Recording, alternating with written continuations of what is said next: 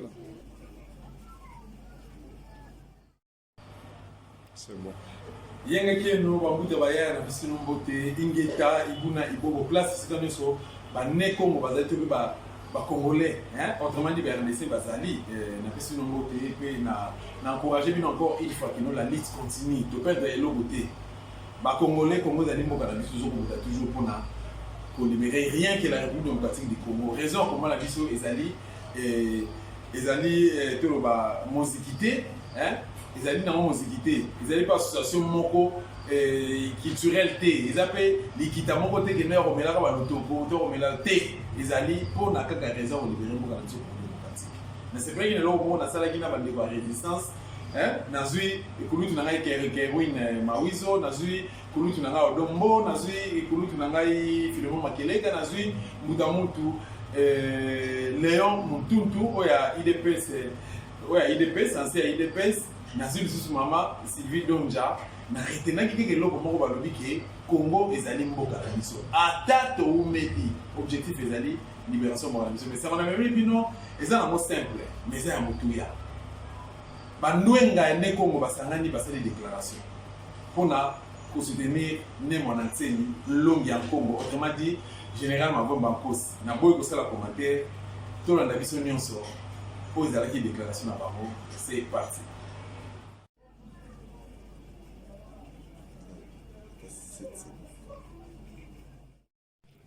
Message au Bakongo, aux Congolais et à la race noire du monde entier. À nos frères Bakongo, vous les Congolais et à la race noire, voici qui est Némoine Nsemi.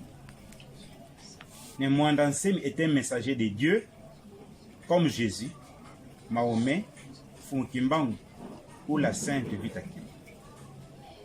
Ils forment tous le caste des libérateurs des nations. Malheur à toi, mon frère, ma sœur, qui se moque de Némoine Nsemi, au nom du Maître Jésus, de Mahomet, de Funkimbangu ou autres. Sachez que ces sauveurs du monde ne sont pas fiers de vous en agissant ainsi. Jésus fut arrêté par le roi Hérode et il fut maltraité par le peuple juif. Ils traitèrent Jésus de fils de Belzéboul, donc de Satan, de tribaliste. Malgré ceci, Jésus est aujourd'hui le grand sauveur du monde. Les musulmans avec le prophète Mahomet sont partis de l'Arabie saoudite et se retrouvent nombreux à travers le monde. Que dire alors de la religion du bouddhisme? En Afrique, en 1482, est arrivé le portugais Diego Cao dans le royaume Congo. Le Congo est entré en guerre avec le Portugal grâce à nos vaillants messagers comme Panzwa Nzinga, Nganga Lukeni, Vita Nkanga, Yaya Mafuta, Yaya Vita Kimpa, Nebianda Ngunga, Fumukimbangu, Mbuta Machwa, Mbuta Mbumba, Mbuta Matonsi, Mbuta Mpadi, Mbuta Kiala, Mbuta Simaotoko, Abeloya. Et enfin, M. Kassavou et son groupe vont obtenir l'indépendance en 1960. Et aussi furent arrêtés, maltraités, tués. Des villages entiers furent brûlés. Ceci revient à dire que Némoine Nsemi poursuit la guerre sainte de l'éveil spirituel de la race noire. Ainsi donc, oser minimiser, saboter ou ridiculiser Némoine Nsemi, c'est blesser et ridiculiser ses prédécesseurs. Cela peut leur amener, à la place de vous bénir, ils vont vous maudire. Voici quelques exemples.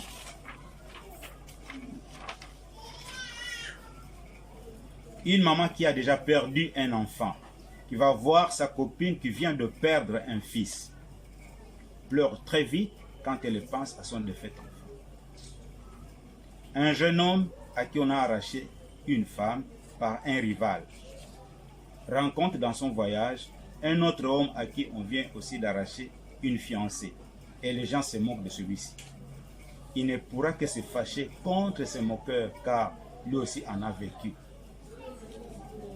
En conclusion, mes frères congolais, et à vous tous humains sur cette terre, sachez que méconnaître Némoidan Semi, c'est se moquer aussi de ces vaillants sauveurs que Dieu Tout-Puissant envoie sur cette terre des hommes. Némoidan Semi est-il xénophobe? Réponse: non, pas du tout. Car même ici de mêmes parents, les avoirs de l'aîné ne sont pas pour les cadets. Ainsi, les terres de la Mongala appartiennent aux Bangala. Les Bangala viennent de la Mongala. C'est cette terre que leurs aïeux leur ont léguée. Cela est de même pour le Kassai, d'où viennent les Luba. Les Bakongo et les Bandundu pour le Congo central. Les Baswahili se retrouvent au Kivu, au Katanga, au Maniema, ainsi de suite. Mes frères et sœurs, votre maison sera toujours bénie quand vous recevrez bien les visiteurs. Mais alors, quand nous visitons nos amis et nos connaissances, qui doit recevoir et servir les visiteurs? Est-ce le visité ou les visiteurs? Ainsi, nous sages de la communauté Congo demandons à M. le Président Antoine Félix Tshisekedi Tshilombo, Son Excellence, vous êtes le président de tous les Congolais, comme vous l'aviez bien dit dans votre première adresse à la nation. Veuillez recevoir votre frère Némoidan Semi en audience privée, comme l'a fait votre prédécesseur en 2015.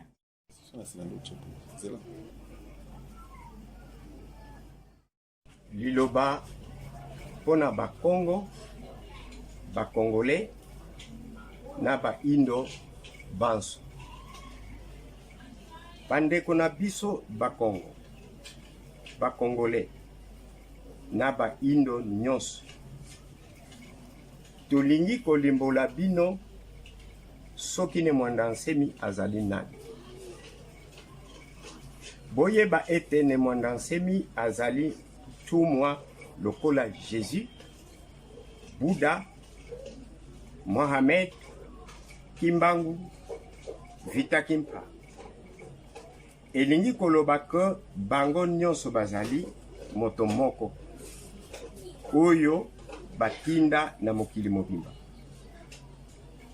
Ezali mawa pona yo moto moindo ozali kochola Némoidan Semi na kombo ya mokonzi Jésus, Bouddha, Kimbangu, Mohamed na Vita Kimpa. Boyeba ete bango banso bazo sepela te na manso oyo bozali kosala na ntumwa Némoidan Semi. Na tango ya mokonzi Jésus, mokonzi Herode akanga mokonzi Jésus, basakana na ye na bato na ye pe banyokola ye. Na ba Philistéens, ba Pharisiens, na ba Palestiniens. Baloba ete mokonzi Jésus azali kokabola bikolo. Lelo mokili mobimba bazokumisa oyo azali mokonzi ya ba Yuda. Ndenge moko na ba Indien, Bouddha azali mokonzi na bango. Lelo bouddhisme ekomi na mokili mobimba. Ndenge moko pe na ba musulman, Mohamed na barabe lelo epanzani na mokili mobimba. Na 1482 na mokili ya Royaume Congo, na boyeli ya Diengo Kao, na nzela ya ba Portugais.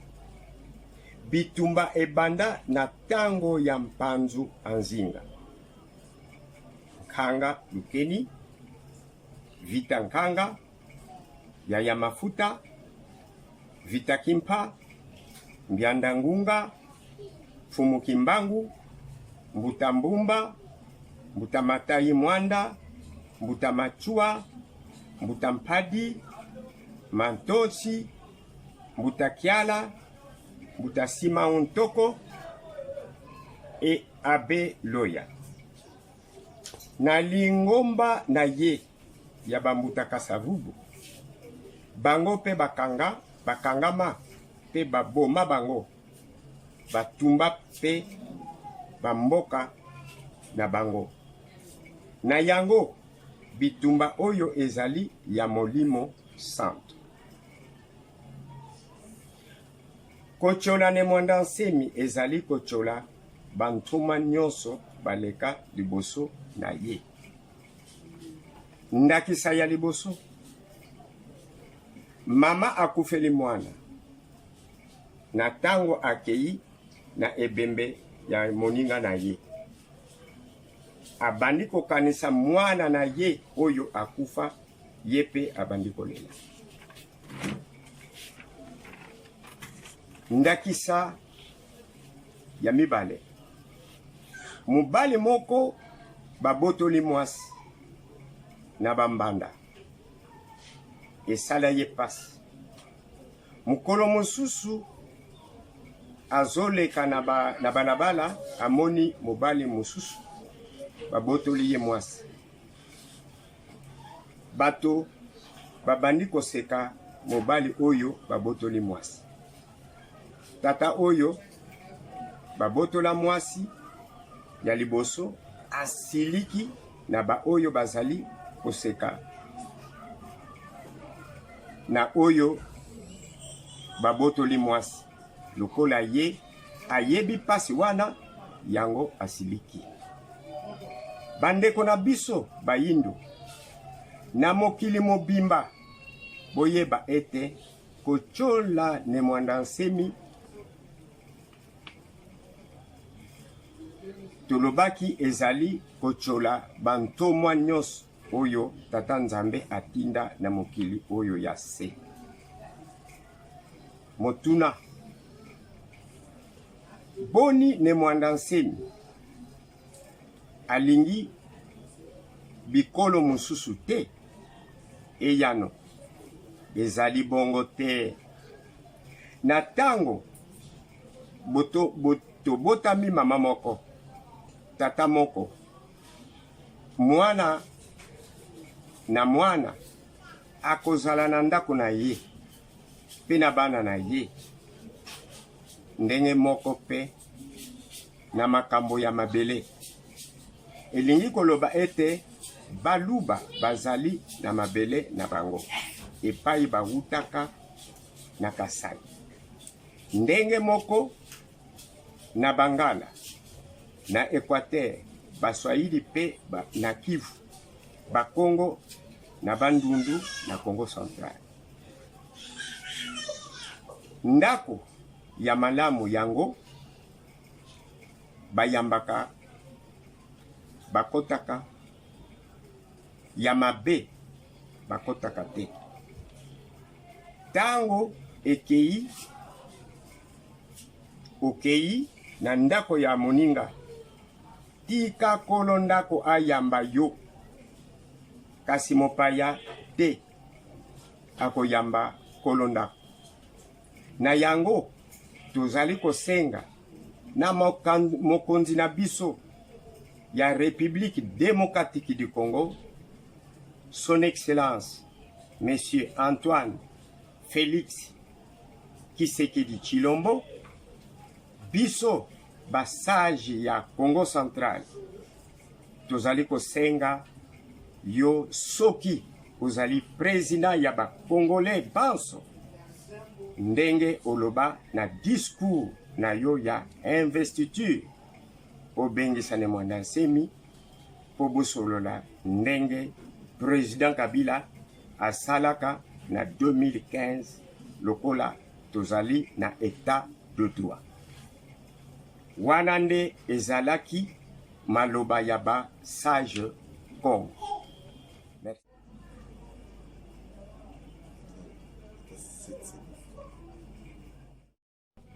lushamusu kwa bakongo bakongole ye bandombe babo lutukidi kwa ndwenga za bakongo pangi zeto bakongo ye bakongole ye bandombe babo tweti kulusonga diovo ne mwanda nsemi inani muzaya dio na dede ne mwanda nsemi yentumwa zi filisanga tata nzambi munza bonso mfumu Yesu mfumu Buddha mfumu Muhammad ye yaya vita kimpa ye mfumu Kimbamu ye bonso bobo isongelevo kwa bo ba bonso no yumosi kwandi kiadi kwangeye ndombe weti saganana mfumu mwanda semi mkumbu mfumu Yesu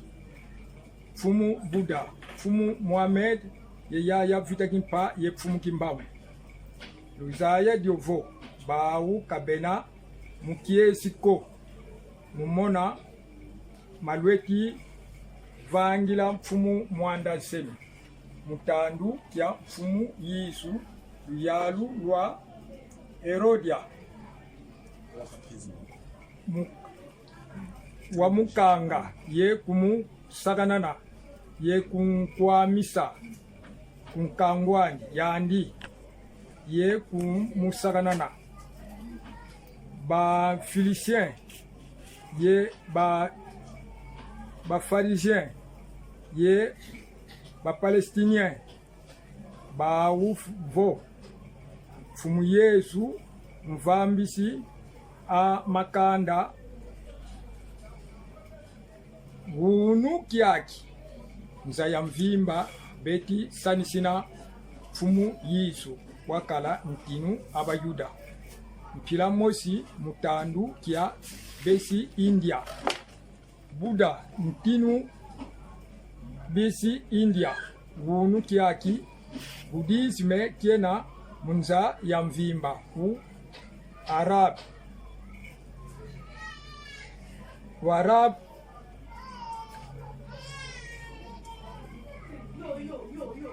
fumu Muhammad watelaba mdamdi arawu bisawuriti bonso nchiza zo ze Arab vunukiaki zetisanisina islamiki beka besi misilima yenza ya mvimba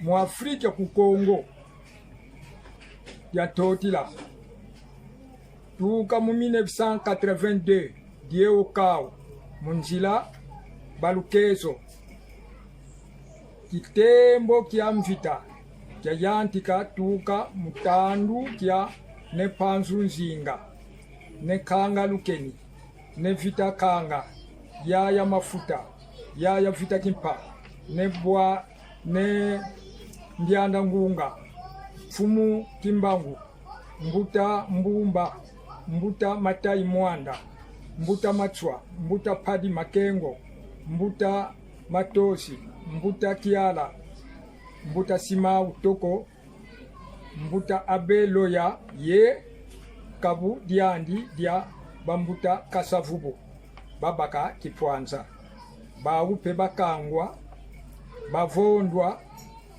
ye bayoka na te ye mavata idina mvita yayi yeti nuana ne mwanda nsemi mvita ya nlongo saganana ne mwanda nsemi yisaganana ntumu zazo za tekila kifuani mama dimosi wafuila mwana ukedi kumafwa mankundi andi fuililu mwana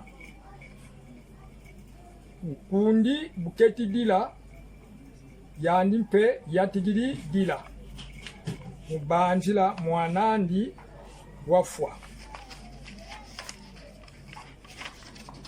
kifuani kya nzole toko dimosi baziona nkento buketi luta munzila wisidi bwa bana yetoko dia nkaka baziona nkento bantu besi beti kunseva ntoko diodio baziona nkento idiodio dia baziona nkento tama fuemene banjiri momo magateka mona yani kari momo gavyokila yani pe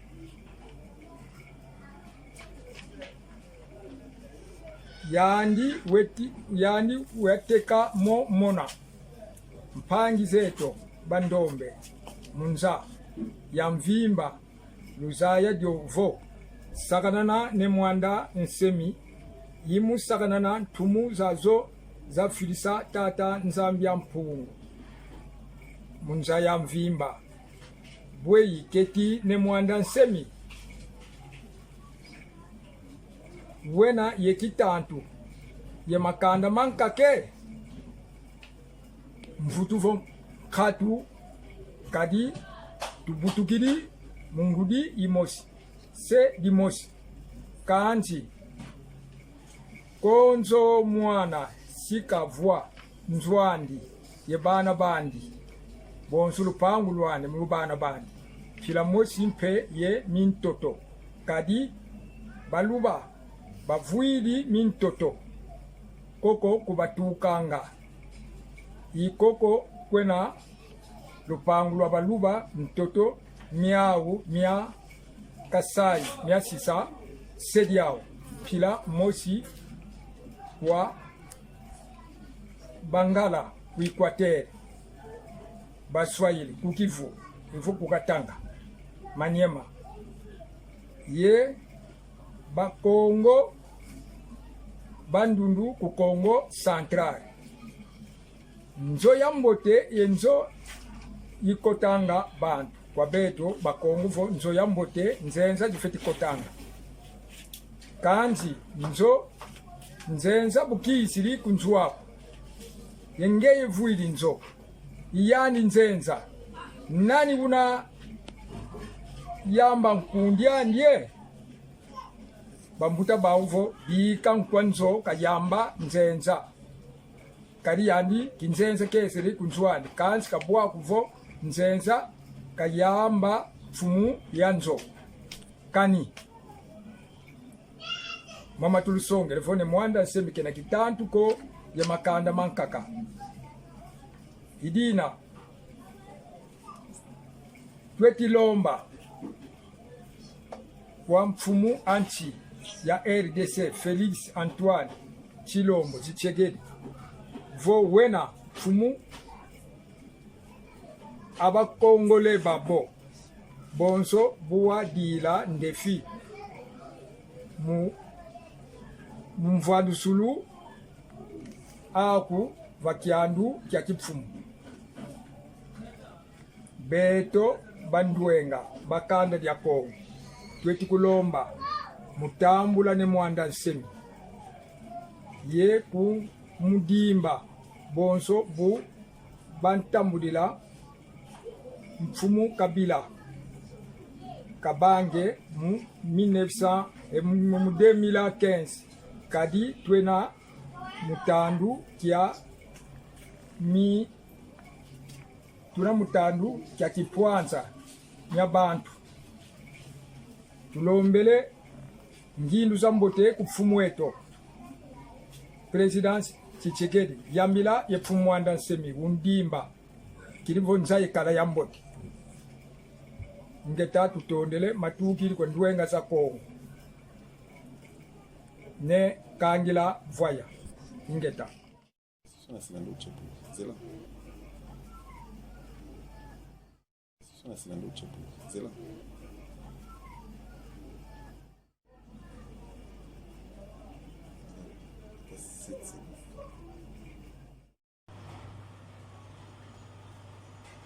Voilà, na siki nino boyoki bino moko boyoki bameki kolimbola na lopoto to pe na français langue française bazongi so na lingala pona ba pilipili bende ba comprendre donc ba comprendre et puis ba ekoloba pona né Congo, pour baza na maîtrise à lingala te, tout pays à français te, ba mais un peu pour retenir quelque chose. Longi en Congo, qui est Longi en Congo? Qui est né Mwanantsemi? Qui est le général Mavwemba Nkosi? Donc voilà quoi, Congo Zalimbo Cannabis, on a 5 gars et l'eau comme moko, tout éviter l'interprétation. Bandego bazo benganga partout à travers le monde bazo retourner ba 47 makesa o bakine na ba na ndolo esuki ndenge na ko développer ngo na numéro l'état na réunir belema donc les alaka qui nous sur la catégorie non na la salle émission mo ga pour na plaisir et on sala non na salle émission etikali archive donc nazo réunir belema et puis na ko benga bino au moment opportun. Ce qui est vrai et sûr bandego depuis le 9 mai 2020 bazan na prison à cinquantenaire. Je connais un peu loin, quelque chose comme ça, dans les grands bandits. Est-ce que Kimisi Baron, soi-disant coronavirus dans la prison de l'eau, parce que le coronavirus est dans le Congo, qu'on se le dise, et ils en ont monté. Où est la confidence? Est-ce que Bakina Baron a pu le pour éliminer Baron? Est-ce que Bakina Baron pour condamner Baron? Est-ce que toujours comprendre? Mais au Bazali dans le Congo central, nombre belé bakutana ba nombre besir nombre bazaja na Congo central bakutana ba c'est de force nzambe bakoko pe nzambe alola azala pe apé sa raison apé sa force na ba révélation de façon que toi tout mais qu'on va atteindre ensemble l'objectif na mission nazo interpeller comme ça ba combattant résistant nyonso o baza na kata lutte amélioration ya mboka na Congo démocratique ki ba makesa wana ils nous seront pour beaucoup pour la combat de libération ya mboka na Congo démocratique. Premièrement, moi j'ai des raisons, j'ai mes raisons propres à moi. Pourquoi? Parce que na fréquentant Bango, na Solana Bango, na Lukana Yeba, ba raison na Bango, na comprendre idéologie na Bango, na maîtriser Bango, ba ça va traiter bazali ba vrai et boyu bino so bino ba neko mo pas na mission na Congo central, il y a trahison donc ça vous a très c'est que faut pas bannir dans la société. Donc bref, tous a besoin de Bango, il faut te soutenir Bango d'une manière ou d'une autre. Donc, psychologiquement, moralement, psychologiquement, psychiquement et spirituellement, physiquement et n'a pas moyen de se tout le monde qui nous peut compléter Bango mais fort de parce qu'il va à la malade. Donc, bref, Bandego 47, marqué ça n'a pas dans prison cinquantenaire dans les grands bandits. Et ça ne veut pas se marquer, mais vous allez ensemble de organiser comment tu peux assister Bango d'une manière ou d'une autre. Merci na Bino Sobo soutenir la Dosta Télévision. Nous avons invité Maman Catherine Ngwanda Indeta, partenaire officiel de Dosta Télévision. Nous avons invité Oignon sur les jours comme la nuit pour nous voir notre Dosta Courage. Yaya Babuta Nion sur place Oza, Nancy Ozolanda, Yomoko Yebi. Merci de nous soutenir très prochainement. Indeta.